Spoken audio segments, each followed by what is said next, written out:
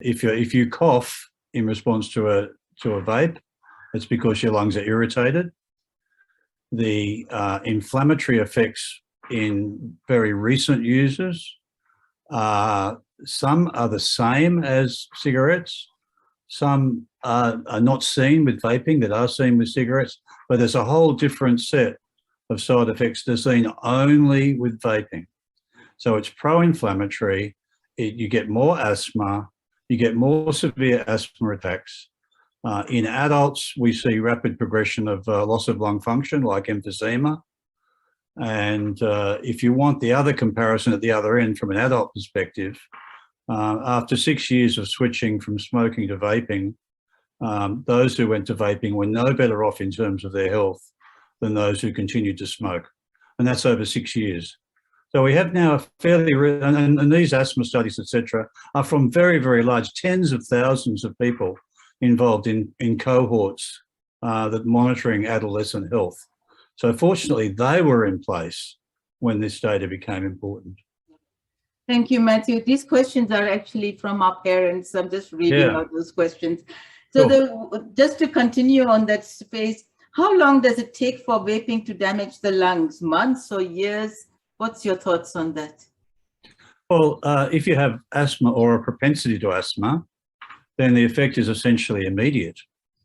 And this is a difference between vaping and smoking in kids. That is, let's be honest, smoking doesn't do a hell of a lot to adolescents during adolescence. It's really bad, not going to recommend it, but we actually see more immediate harms in adolescents than we do from smoking in adolescents. The risk, well, no, it's nonsense.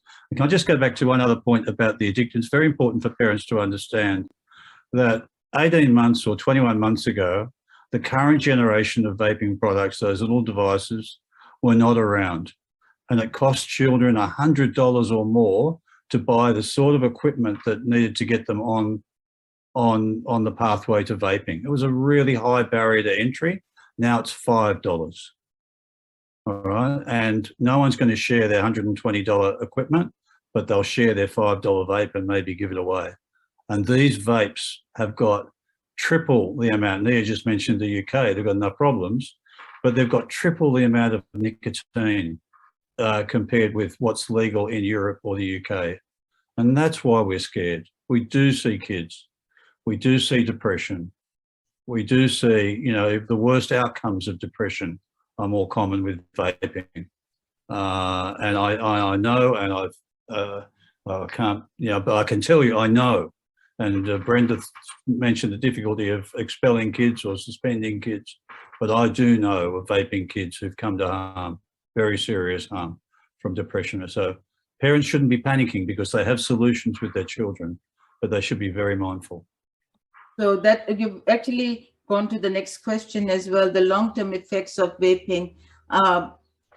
We mentioned them. Do you want to add anything further on that? Look, all I'd say is you have to have a perspective.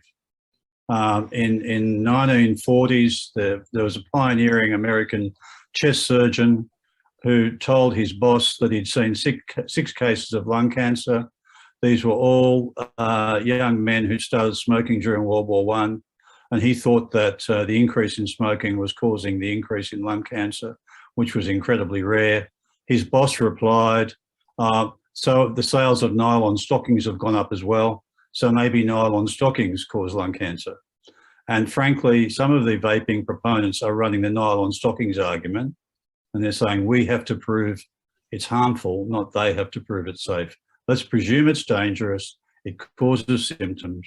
Every group that we've found where we've studied it, we've found more adverse effects in the lung with vaping than we have with ordinary patches. And so the whole proposition that this is a safe product is complete and utter nonsense, and you can quote me. Thank you, Matthew.